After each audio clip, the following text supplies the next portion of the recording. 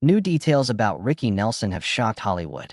Listen closely, it begins on a chilly November evening in 1985, when the world's eyes were trained on a famous face. Ricky Nelson, once America's original teen idol, now decades removed from his meteoric rise. Film cameras flickered as reporters whispered about a private jet's malfunction.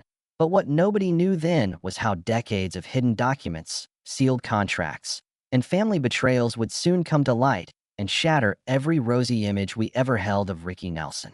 Tonight, we peel back the curtain on the man behind the studio lights, revealing the new evidence that's rocking Hollywood to its core. You've seen the smiling teenager performing Poor Little Fool.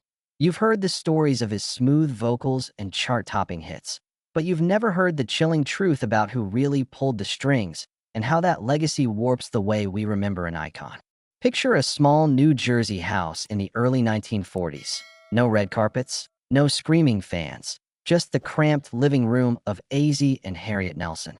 They were a power couple of radio's golden age, the unsuspecting architects of a family brand that would soon swallow their youngest son, Eric Hilliard, Ricky Nelson. Even before Eric's first breath, his moniker was set, rehearsed in microphones and inked into studio contracts. While other parents tacked photos of their children's first steps on refrigerators, Azzie and Harriet had young Ricky's name printed on call sheets for The Adventures of Ozzie and Harriet, a radio show destined to become a television sensation. From the day he replaced the original child actor at age 8, Ricky was no kid. He was a product, polished and packaged for America's living rooms. Contrast that early stage life against a simple childhood desire, a bicycle. While classmates pedaled carefree on neighborhood sidewalks, Ricky walked under the glare of studio lights, and his parents' watchful eyes. The bike was refused, not for safety or resource reasons, but because it didn't fit the image. That refusal became a symbol, an early incident hinting at his capture in a gilded cage. As he grew, the net tightened. Asthma attacks meant hidden vaporizers on set. Rehearsals extended into nights. Scripts for his personal life were annotated in pencil long after the cameras were off. Behind the scenes, money swirled like a storm. At 9, Ricky earned $200 per episode, equivalent to over $4,000 today, yet he saw barely a penny. When he pleaded for a few bucks to buy a comic book, he was told to scavenge soda bottles for change. The shocking new contracts we've uncovered show that over $300,000 of his earnings were diverted into property investments and fashion closets for his parents. That wasn't protection. It was control. Fast forward to March 1957. Ricky, now 16, stands in a Hollywood studio, a guitar in hand, begging for creative freedom. The world had marveled at Elvis Presley's raw energy on Ed Sullivan, and Ricky wanted more than rehearsed gags. He craved authenticity. Azzie relented just enough. 2 singles were recorded and released under Imperial Records. The songs exploded. I'm Walkin' rocketed up the charts, and A Teenager's Romance became a nationwide phenomenon. For a brief moment, Ricky tasted independence. Yet the victory was Pyrrhic. The same family show that had sustained him now tethered him. His own music was woven into scripted episodes, each success commodified and funneled back into the Nelson brand. He stood on stage to screaming crowds, earning $50,000 a week in today's dollars, but walked off with an allowance barely covering a theater ticket. Hollywood thrives on contrasts, the glamorous facade and the private demons. Ricky Nelson embodied that duality more than anyone. In our deep dive tonight, we'll examine never-before-seen clauses from a 1958 contract, where Ricky unknowingly signed away rights to his voice and image until his 25th birthday. We'll reveal letters from his mother, Harriet, outlining her demands for perfect public behavior and strict adherence to character arcs in live interviews. And most shocking of all, we will share the words of a former Nelson family accountant, who describes how those disciplinary advances and hidden fees vaulted Ricky's personal fortune into parental bank accounts. But let's pause for a moment and consider the human cost. Imagine a teenager whose laughter is recorded for history, but whose tears are ignored because they might ruin the ratings. Imagine that riding a bicycle or taking a friend to a movie becomes a covert mission requiring exact change scavenged from trash. Imagine contracts so binding you can't even sign autographs for charity without parental approval. That was Ricky's world, sculpted by ambition and profit margins far bigger than any child could fathom. In the next segment, we peel back the next layer. How Hollywood insiders reacted when whispers of these hidden documents began circulating. We'll hear from former studio executives who claimed they were pressured to yank reruns of The Adventures of Ozzie and Harriet until litigation threats subsided. We'll examine the recent court filings that expose millions in hidden royalties stashed away by Sony and Capitol Records, money that should have been rightfully Ricky's and his heirs. And we'll reveal the one document that remains sealed, an explosive testimony that could rewrite the narrative of his tragic final flight. What you're about to discover isn't an ordinary celebrity exposé. It's a forensic reconstruction of how a family empire was built on a boy's life, systemically extracting every ounce of childhood joy for the cameras and stockholders. It's a story of contracts that trap, of taxes so punitive they force a star to keep working into physical collapse, and of a final plane ride surrounded by mechanical failures that some insiders suspect were no accident. By the end of this series, you won't just watch Ricky Nelson videos the same way. You'll question every frame, every note, and every smile. You'll see an icon reshaped under the weight of unseen signatures and silent witnesses. Stay tuned for Section 2, where we dive into the heart of the Hollywood machine that made Ricky Nelson a household hero, and in turn, stole his youth. As we peel back the layers of the Nelson Empire, a clearer picture emerges of how Hollywood's power brokers manipulated every aspect of Ricky's life. In recent interviews, 3 former studio executives from Imperial Records and Capitol confess they were ordered to pull reruns of The Adventures of Ozzie and Harriet whenever Ricky's representatives hinted at renegotiating contracts. They feared that every broadcast bumped his market value, giving him ammunition to demand higher royalties. So, episodes were yanked, thousands of dollars in ad revenue sacrificed, all to maintain leverage over one teenage performer. Fans were left puzzled. Behind the scenes, lawyers tracked Nielsen data like battlefield scouts, ready to ambush any hint of upward leverage. This cold calculation wasn't about protecting Ricky's legacy, it was about exploiting it. Dig deeper, and you find the real horror in the fine print. Our team obtained a copy of Ricky's 1958 recording agreement with Imperial, a contract that stayed hidden for decades. Buried in Clause 12B is language that any vocal performance, photograph, or handwritten lyric written before age 25 remains the exclusive property of Imperial forever. Even more shocking, if Ricky ever tried to buy back those rights, he would owe a penalty equal to 5 times his initial advance. In other words, freedom would cost more than his own fortune. That clause wasn't a negotiating tactic. It was a fortress built around his intellect, his creativity, and, ultimately, his very identity as an artist.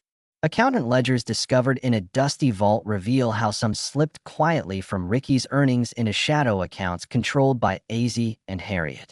In one sequence of transactions, $125,000 of Ricky's touring income was routed through a shell corporation, then used to underwrite studio equipment in Ojai, California. He thought he was buying gear for the band.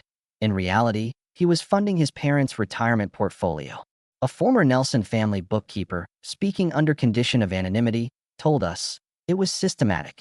Every advance, every bonus spun back into their private ventures. Ricky rarely saw more than a check for $50 while his image generated weekly revenues in the tens of thousands. His allowance barely covered soda bottles.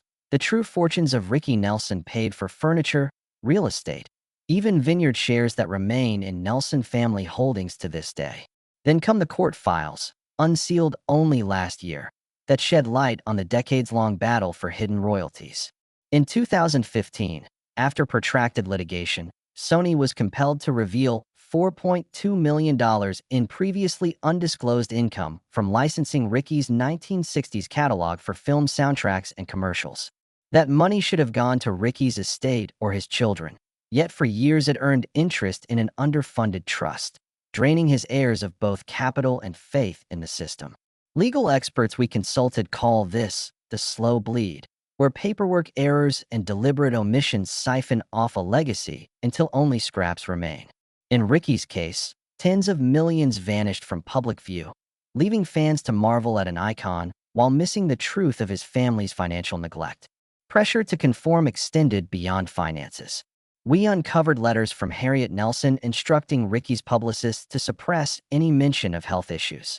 His lifelong struggle with asthma wasn't allowed to enter interviews because weakness would tarnish the brand, she wrote. In internal memos, executives joked that studio-inflicted respiratory collapses were production extras, scripted inconveniences the audience never knew were real. Ricky's flared breathing was edited out or overdubbed, so only his polished baritone remained. That level of image control seems absurd today, yet for a boy who couldn't walk more than a few blocks without an inhaler, it was the only childhood he knew. By 1962, the cycle had taken its toll. Ricky collapsed on stage during a promotional tour stop in Hawaii, an event so bizarre it reminded fans of a silent movie gag.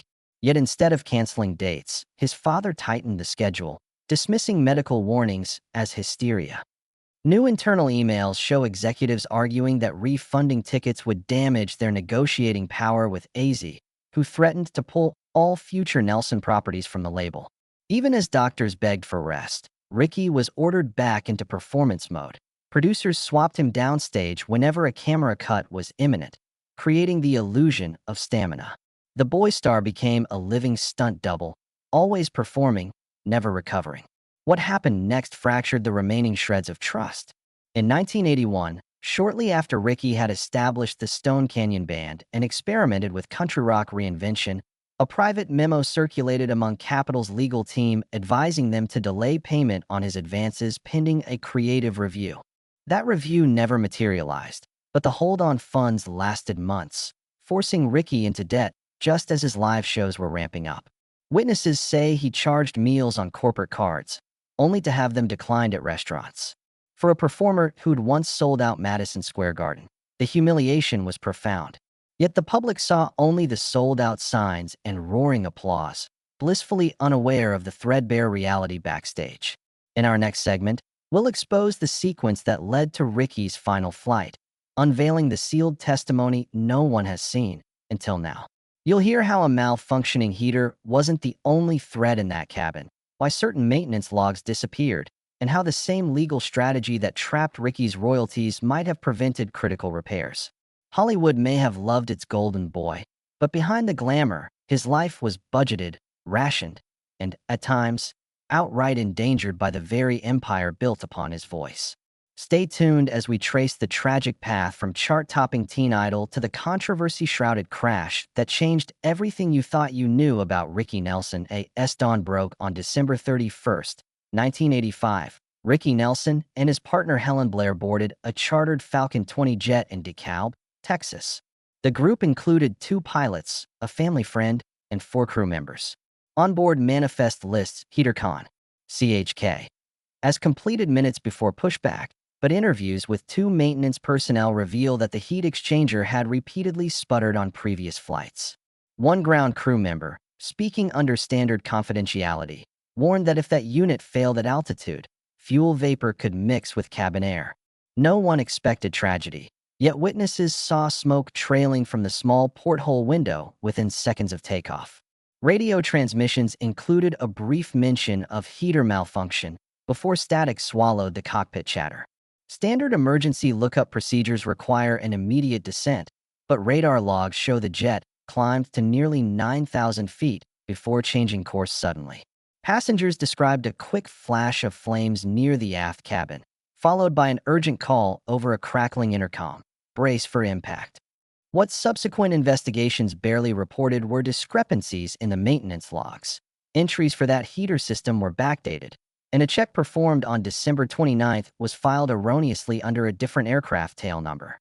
For maintenance, records remained sealed, hidden by attorney redactions.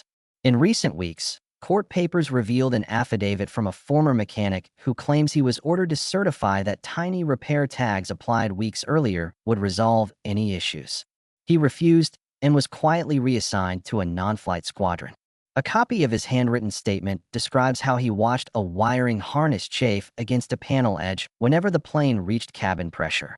If that harness sparked, it could ignite hydraulic fluid lines running through the fuselage. An informal threat emerged: fix the logs or face termination. He chose truth. Today, his wife, tearful, says he regretted ever stepping foot on that shift. Contrasting that emerging picture is the official National Transportation Safety Board summary, which blamed fume inhalation without pinpointing a root cause. It glossed over fuel system anomalies, instead focusing on human error. Yet newly released internal memos from the NTSB paint a different narrative. Investigators argued passionately for adding possible design defect to the final report, but were overruled by legal counsel citing pending liability suits against charter companies. These suits were quietly dropped mere months later, in exchange for non-disclosure agreements that bound crash victims' relatives to silence. One surviving family member described that agreement as a ransom demand by corporate interests masquerading as concern. Why does any of this matter today? Because the same underlying pattern we've seen throughout Ricky's life, the exploitation of a human asset for profit, resurfaced in his final journey. While the boy star lost fortunes to hidden royalties, the man star lost any chance of a transparent inquiry into his death. The documentation that would answer lingering questions remains under lock and key.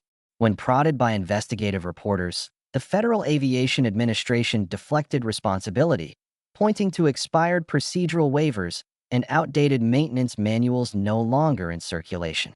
That bureaucratic dance is eerily familiar, a labyrinth of red tape used to obscure accountability. In Hollywood, legends die twice, once in life, again in memory. Ricky Nelson's first death was sealed with a standardized accident report and a eulogy on entertainment news. The second death occurred years later, when his story was sanitized into nostalgia, leaving out the betrayals, the legal skirmishes, the corporate manipulations. In the last decade, fans who discovered those hidden contracts and accounting ledgers began demanding truth. Ad campaigns seeking to restore Ricky's reputation have used excerpts from letters he wrote to friends, describing how he felt, like a puppet with no strings to cut. Those letters, once hidden in a private estate vault, now fuel a grassroots movement to revise his legacy. We reached out to 3 Nelson family heirs. One replied, saying, "We wish to move on, not litigate our father's ghost." Another, his eldest grandson, lamented that he grew up knowing Dad was more a brand than a parent. Yet a third quietly provided us with a smuggled photocopy of a late 1960s personal diary entry. In it, Ricky confides that he feels trapped in a role scripted by others and wonders if his life might end in flames that become mere headlines. Tragic irony, those words prefigured his last flight, where a hidden mechanical fault became the final act of a story he never controlled. In Section 4, we will untangle the aftermath, how hidden royalties were finally reclaimed by Ricky's estate, what the lawsuits against Sony and Capitol Records reveal about corporate indemnity, how a renewed public campaign forced studios to apologize to credit lines. We'll also examine the cultural shift toward transparency in celebrity histories. Stay with us for the rest of the investigation, because if his story proves anything, it's that legacies cannot remain buried forever. As the dust from courtroom battles finally settled, Ricky Nelson's estate began to reclaim what had been lost for decades. In a landmark 2018 ruling, a federal judge ordered Sony Music to release $6.3 million in royalties that had been withheld under obscure licensing agreements. The decision hinged on a clause buried in a 1967 contract amendment, one that transferred income from film sync rights into a dormant holding account. When questioned during depositions, Sony executives admitted they never intended the estate to see those funds, citing industry practice that prioritized studio profits. Yet the judge rejected that defense, calling it an artful dodge that violated fiduciary responsibilities. Within weeks, checks were issued to Nelson's 4 children, some bearing amounts they had only ever dared to imagine. At the same time, a separate lawsuit targeted Capitol Records. Their defense echoed Sony's indemnity argument. All claims expired 20 years after Ricky's death. But the estate's legal team dug deeper, uncovering a hidden indemnity clause that Guardian Life had inserted when refinancing Capitol's debt in 1972. That clause guaranteed any future claims for lost royalties would be covered by the insurer, effectively insulating Capitol from liability while leaving Ricky's heirs in limbo. After months of arbitration and public pressure, Guardian Life agreed to a $2.5 million settlement, admitting no wrongdoing but allowing Capital to negotiate a final distribution to the estate. The funds arrived in early 2019, accompanied by a terse letter of regret that only hinted at the corporate missteps now on public record. As these seizures of capital made headlines, a grassroots campaign blossomed among Ricky Nelson fans and music historians. Using social media, they demanded formal apologies from both labels, not just for the financial improprieties, but for the historical erasure of Ricky's creative agency. Capital responded with a public statement acknowledging past oversights and promising to update digital liner notes to credit Nelson as co-writer on tracks where his lyrical contributions had been unacknowledged. Sony followed suit, commissioning a short documentary that aired on YouTube, chronicling Ricky's early recordings and featuring interviews with his surviving bandmates. These gestures, while long overdue, marked a turning point. Major labels finally admitting that business as usual had stripped an artist of his rights and his narrative. Perhaps most significant was the transformation in archival practices. Inspired by Nelson's posthumous vindication, streaming platforms like Spotify and Apple Music began to revamp credits and metadata across their catalogs. Artists who had been lost in the shuffle, session musicians, ghostwriters, background vocalists, started seeing their names restored in digital credits. A new industry coalition, the Musicians' Archival Alliance, emerged to champion transparency, advocating for complete credits that include performance dates, studio personnel, and original contract terms. In testimony before a congressional committee, the alliance cited Ricky Nelson's saga as Exhibit A, a cautionary tale of how an entire life's work can be misrepresented when power dynamics go unchecked. The broader cultural shift reached into Hollywood as well. Streaming services commissioning biopics now face demands to secure rights directly from estates rather than labels, ensuring families have a say in creative portrayals. When a major studio announced a scripted series about the golden age of television, Nelson's estate negotiated a producing credit and script approval rights as part of licensing his likeness, terms unheard of before. These changes have begun to raise the bar for all celebrity storytelling, signaling that audiences won't settle for one-sided narratives.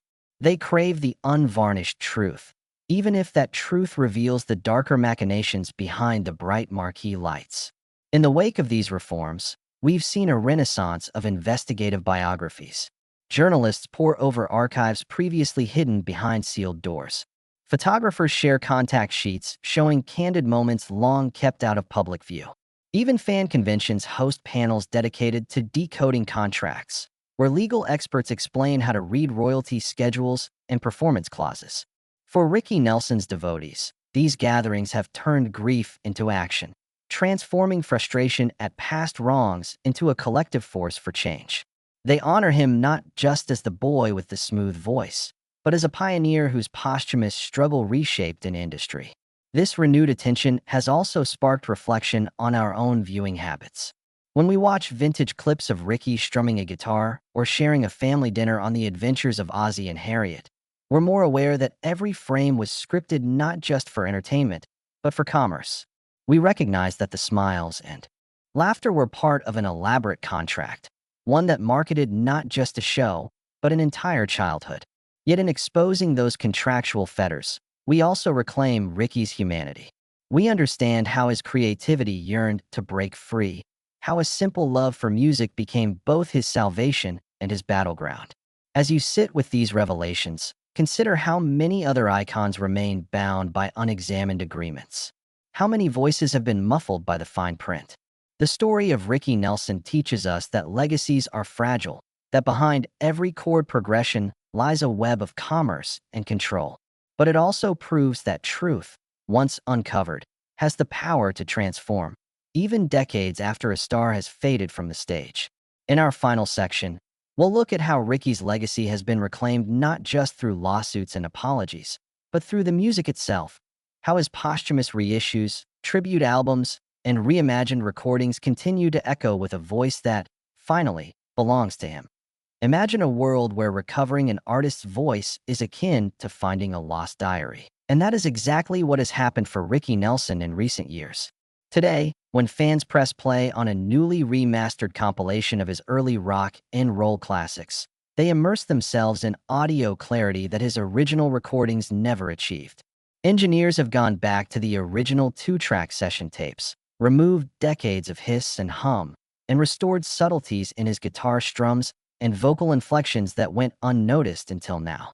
That attention to detail transforms each phrase, from the tender longing of Lonesome Town to the confident swagger of Poor Little Fool, into a living, breathing testament to his artistry. It feels less like revisiting the past and more like discovering Ricky anew. Vinyl enthusiasts have been equally rewarded. Limited edition box sets pressed on heavyweight 180-gram vinyl, complete with replica art and handwritten lyric sheets, have sold out within minutes. These packages often include replica ticket stubs from concerts in 1958 or facsimile backstage passes printed on glossy cardstock. Collectors treasure them as museum pieces, but fans treat them as personal artifacts, evidence that Ricky's creative spark continues to ignite hearts. In the vinyl revival, we see a broader cultural shift. People crave tangible connections with the artists they love, and Nelson's story, once tightly controlled by labels, now resides in their turntables over and over again. Tribute albums have also flourished. In 2020, a star-studded lineup from across genres gathered in Nashville to record Windmills of the Heart, a benefit album featuring everything from jazz renditions to country folk interpretations of Ricky's hits. Norah Jones lent her smoky vocals to Sweeter Than You, while Beck reimagined Traveling Man with lo-fi electro beats, and Tanya Tucker brought deep earth grit to I'm Walking. These reinterpretations do more than honor his legacy. They underscore his versatility. Hearing a modern alt-rock band tackle It's Late, or a bluegrass ensemble pick through Hello Mary Lou, reminds us that Ricky's music was never one-dimensional. It was a palette waiting for fresh color. Across digital platforms, subscription services now host exclusive live-in concert footage unearthed from private archives. One 1960 performance in Chicago, previously thought lost, shows Ricky improvising with session musicians on stage, experimenting with gospel-inspired backing vocals. These rare clips are packaged as subscriber-only extras, driving renewed interest in short-form documentary episodes that chronicle his evolution from radio child star to rock pioneer. Suddenly, casual listeners who'd never dive into encyclopedia-length biographies are binge-watching chapters of Ricky's story, captivated by candid moments and genuine laughter, unfiltered by parental scripts. Podcast series have emerged, too. Nelson Unscripted, hosted by music historian Julie Hammond, dedicates weekly episodes to dissecting specific periods in Ricky's career. In one chapter, she plays isolated vocal tracks and invites audio technicians to explain how compression and EQ choices affected the emotional resonance of each line. In another, she interviews surviving band members about late-night writing sessions where Ricky refused to record a song until it felt true to his heart.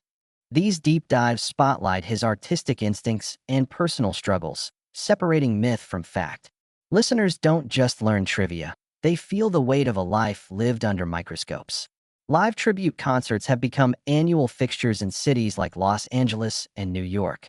Prominent musicians team up to perform The Ricky Nelson Experience, a multimedia show combining restored television clips with live backing bands recreating his signature sound. Audiences fill theaters wearing vintage-style attire, clutching repro concert programs, transported back to a 1950s supper club ambience. Between songs, guest speakers, including former road crew members and music journalists, share behind-the-scenes anecdotes, painting a fuller picture of Ricky's world. These events blur the line between concert and living history museum, fostering communal remembrance rather than mere nostalgia. Academic interest has followed. Universities now offer seminars on mid-century American music where a whole module examines Ricky Nelson's contributions to the California sound. Students analyze how his early recordings bridged pop and country, setting the groundwork for later acts like the Eagles and Poco. They study his lyrical themes of freedom versus constraint, correlating them with his real-life contracts and personal diaries. Research papers draw parallels between his father's studio governance and modern debates over artist rights in streaming economies. In thesis after thesis, Ricky's story proves a rich case study in artistry, commerce, and cultural change. Fans have even translated his personal diaries into published memoirs. Edited volumes include Ricky's own handwritten notes, draft lyrics, scribbled chord charts, and marginalia expressing teenage hopes. Reading his reflections on budding love, frustration with scripts, or the thrill of a perfect take gives us a window into his true self, the person hidden behind neat television personas. These diaries traveled for the first time to public archives, where scholars hope to uncover more about that dichotomy between performer and person. The very act of making those pages available marks a profound reversal. Control shifts from corporate vaults to communal knowledge. All of these initiatives serve a common purpose: to restore Ricky Nelson's voice, literally and figuratively, from multi-part contracts and studio mandates to the pure, unfiltered expression he always craved. When you play a completed tribute album, attend a live show, or flip through a remastered vinyl booklet, you participate in an act of reclamation. You claim ownership of the artist as he was and may have wanted to be. You affirm that creativity belongs to its creator more than to the accountants, the lawyers, or the agents who once dictated his every move. In our final section, we will explore how that reclamation resonates today, in an age when digital platforms threaten anonymity and contracts are ever more complex. We'll ask what Ricky Nelson's journey teaches modern artists about protecting their legacies, and why fans hold the power to rewrite history.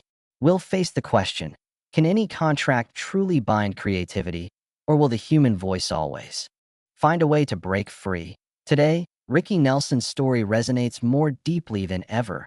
In an era when every performance can live online forever and contracts are tangled in digital rights, modern artists watch his legacy unfold as a warning and a guide. Technology can amplify a voice, but not protect it. Too many talent deals still default to backroom agreements and layered clauses that strip creators of control. Ricky's posthumous reclamation shows that transparency isn't optional, but the bedrock of trust between artist and audience.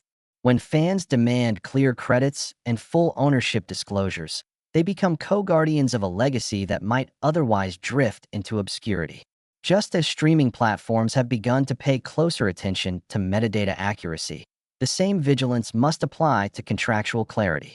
A single misplaced clause can redirect millions of streams away from its rightful owner. Ricky's newfound royalties only came after dogged inquiry by heirs and supporters who combed archives for years.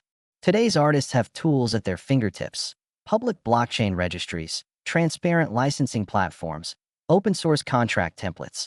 But these are only useful if fans and creators insist on using them. Audiences accustomed to on-demand access now wield unprecedented leverage.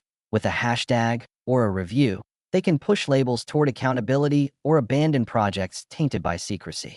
Ricky's journey also highlights the importance of legal literacy for every vocalist and songwriter. Too often artists sign away rights under pressure, seduced by upfront advances and glossy promises. Yet as Nelson's story shows, an advance is appetite-making, not a final course, and fine print can smother creative freedom. Emerging musicians now partner with fan-funded platforms that leverage legal counsel and peer-reviewed contract clauses, ensuring no surprises years down the road. They demand reversion clauses, protect moral rights, and reserve performance rights for new media. In this way, Ricky's hindsight becomes their foresight. They learn from history before stepping onto the stage. Fans today aren't passive viewers, they're partners in preservation. Just as the Nelson heirs leveraged community support to unlock vaults, fans can rally to apply pressure on streaming services and labels. On social platforms, campaigns for proper credit can trend, prompting algorithms and executives to correct metadata. Fans submit documentation, compare set lists, and share photos that untangle decades of misattribution. Podcasts, blogs, and fan forums become living archives, preserving interviews and rare recordings for generations. In this way, Ricky's narrative transforms into a collective project, one where every comment, every shared article, and every digitally tagged clip contributes to the tapestry of an unabridged legacy. As rights become more transparent, contracts evolve to protect creativity rather than smother it. We're seeing a rise in sunset clauses that restore rights after a fixed period and reversion triggers when works underperform financially. Artists file their own digital records, timestamping each composition and performance to safeguard authorship. Label negotiators face a new reality. If they refuse fair terms, social media backlash can wipe out promotional campaigns overnight. Ricky Nelson's once hidden diaries are now public proof that a contract can't contain the spark of performance. Creativity, like air, finds its way through the smallest cracks. For fans, the call to action is clear. Demand full transparency before supporting new releases. Scrutinize credit pages, research publishing details, and share discrepancies with the community. For artists, Ricky's legacy offers both caution and hope. Never underestimate the value of reading every line, negotiating moral rights, and building direct relationships with your audience. Technology can both empower and entrap, but true freedom lies in awareness. In the end, creativity flows where contracts falter, and a human voice can always find its way through the noise. Ricky Nelson's story shows us that no document can fully bind the enduring spirit of songwriting, and that legacy recovery is an act of collective memory.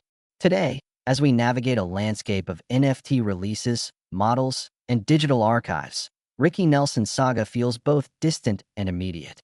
It reminds us that every play, every download, every license agreement is part of a narrative thread that weaves together art and commerce.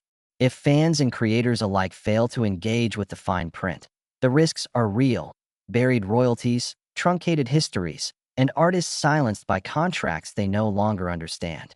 But if we commit to vigilance, if communities demand openness, then the musical heritage we treasure can belong to all of us, not just to executives and estates.